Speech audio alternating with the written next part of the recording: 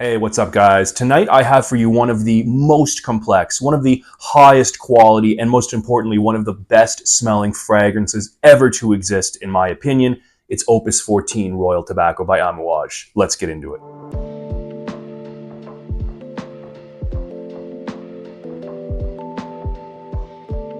Hey guys, welcome back to Real Scent Review. Tonight it's going to be Royal Tobacco by Amouage. I've been studying this one for several months.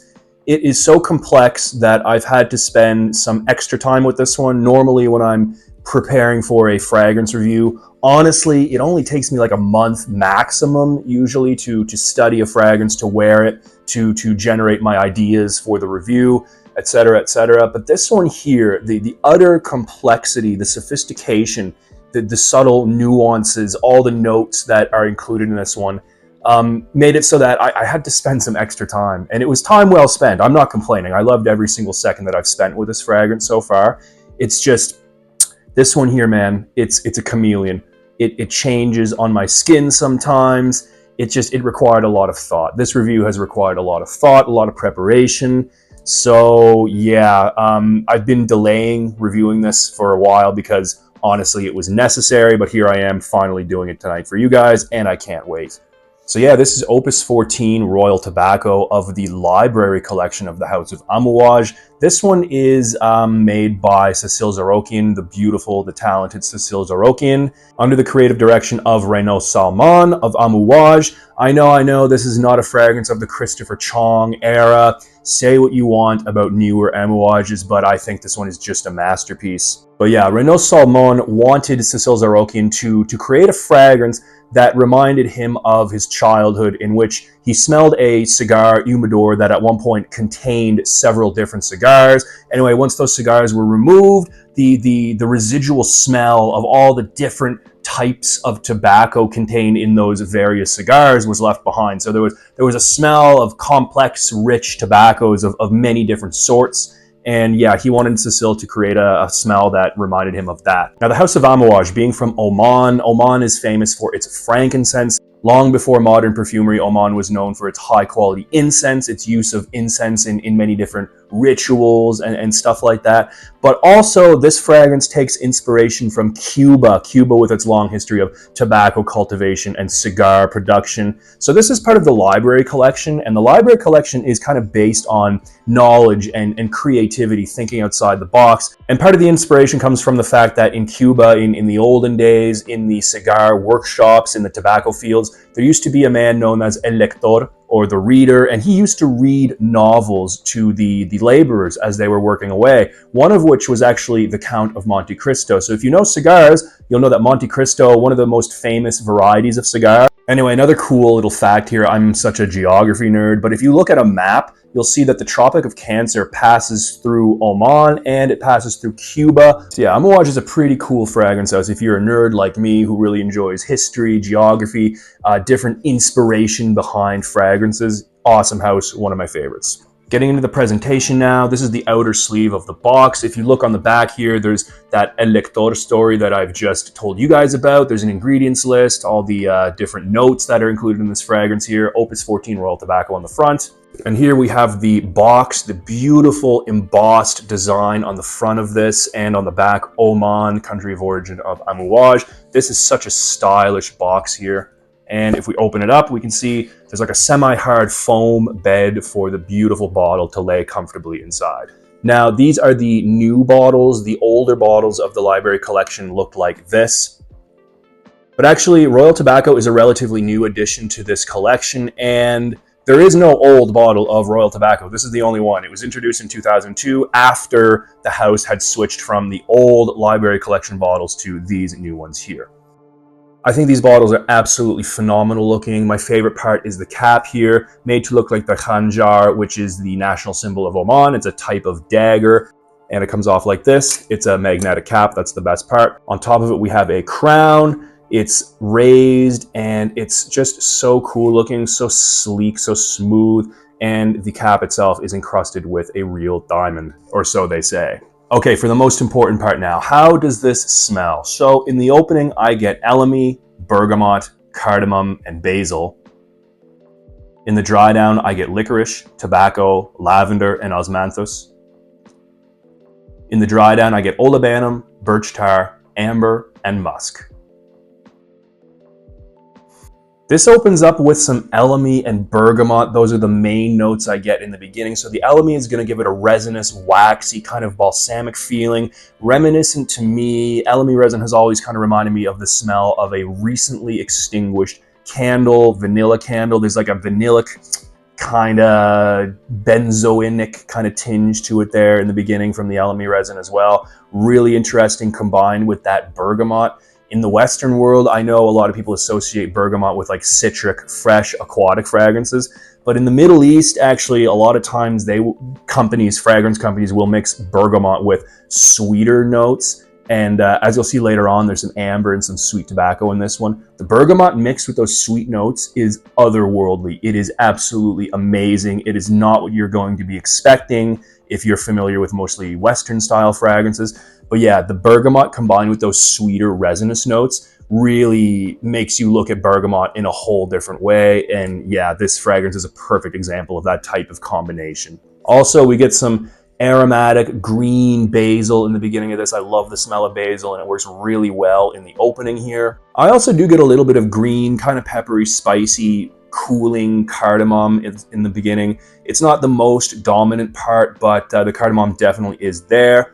So honestly, in the beginning, you would be forgiven if you thought that this fragrance was going to go in a more aromatic or kind of green or lighter direction than it actually does. But there are three distinct phases of this fragrance. So in the beginning, it's a little bit fresh, green, aromatic, kind of resinous in a way. But in the middle is where we get some of the heavier notes. The heavier notes start to come into play. So we get a very sweet, rich, earthy, good quality cigar type of tobacco. At this point, it's like the tobacco leaf. It's not smoky yet. If you've ever smelled a fine, sweet style cigar, the tobacco in this is a little bit on the sweeter side. Yeah, you're going to be reminded of that in this fragrance. It's like photorealistic, smells exactly like a cigar. It's insane. Some of the best quality tobacco I've ever smelled in perfumery, honestly.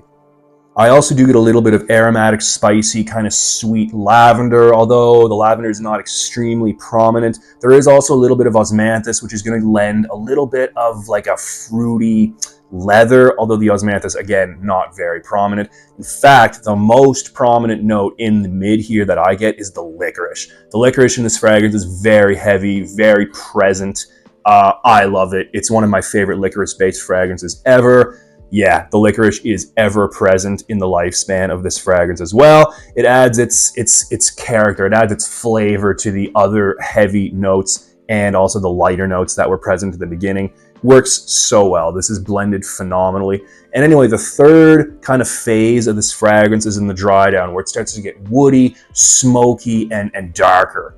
So Oman and Amouage itself, famous for its use of frankincense, and we get a lot of frankincense in the dry down in this fragrance here. Now, it's not the kind of ecclesiastical or churchy incense that a lot of people might be expecting. It's more so kind of like bakhur. So it's a little bit more akin to like burning wood, I guess you could say. But yeah, those citric kind of characteristics of the incense are there. The citric, the resinous qualities of the actual olibanum or frankincense are present, but like I said, it leans more in a bakhur kind of direction. Very Middle Eastern.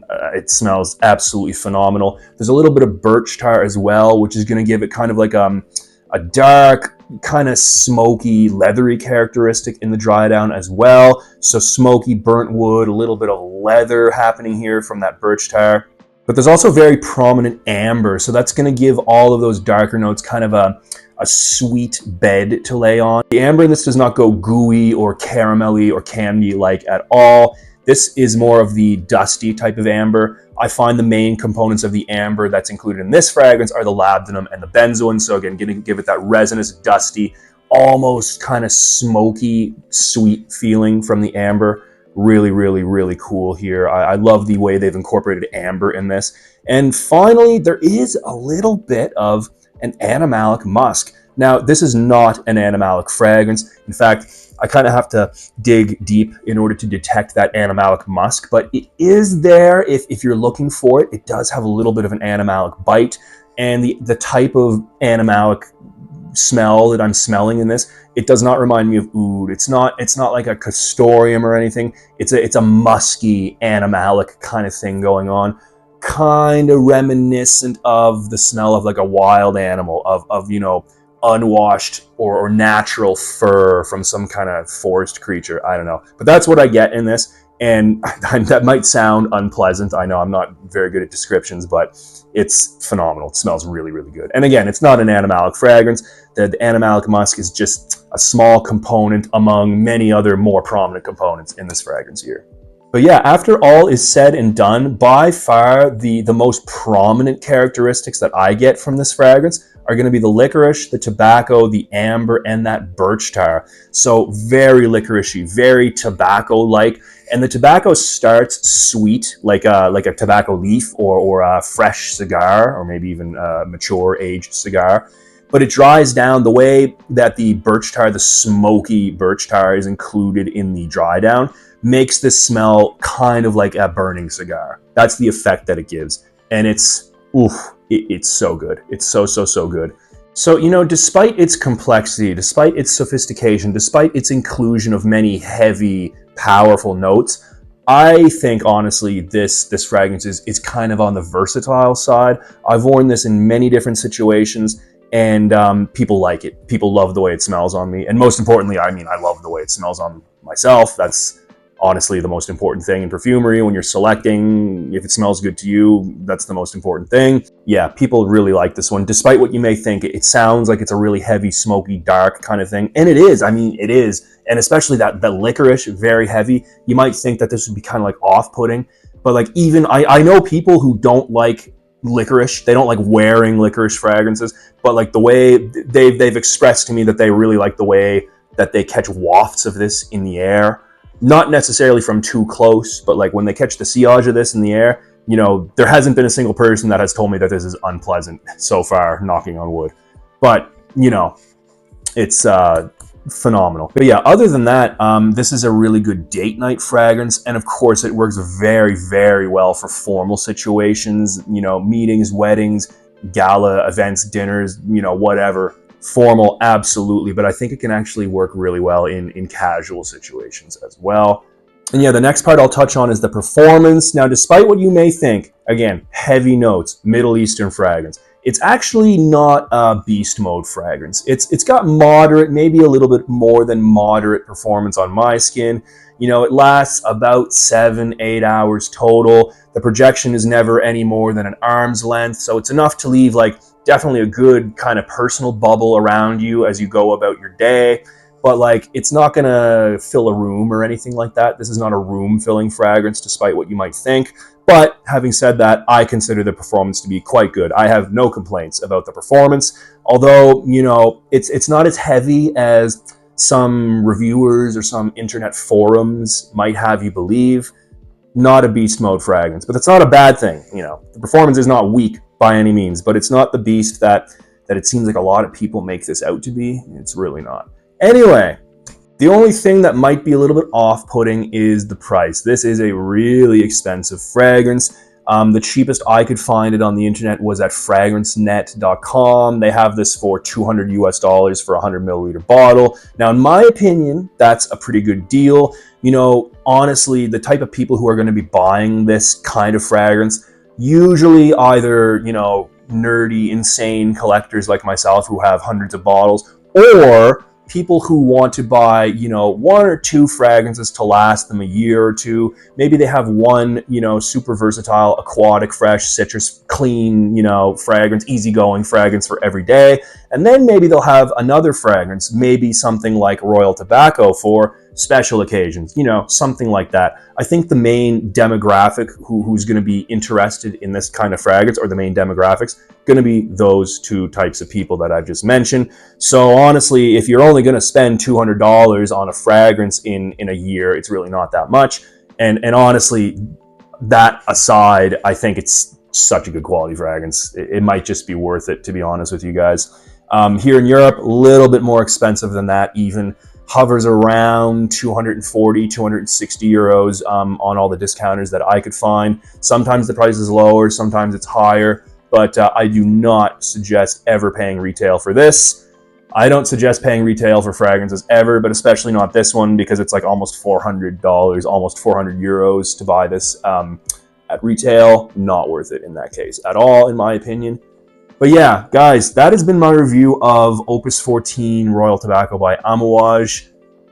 Love it. I'm speechless. I absolutely love this stuff. One of the best things I've ever smelled. One of the best things ever put in a bottle, you know, besides Aventinus by Schneiderweisse, of course. But yeah, are you guys familiar with this? Are you familiar with Amouage in general? What do you think about this? What do you think of Amouage? Let's get the conversation going, guys. As usual, leave it in the comments. Can't wait to hear from you, and I can't wait to see you guys next time. As always, until then, keep it real.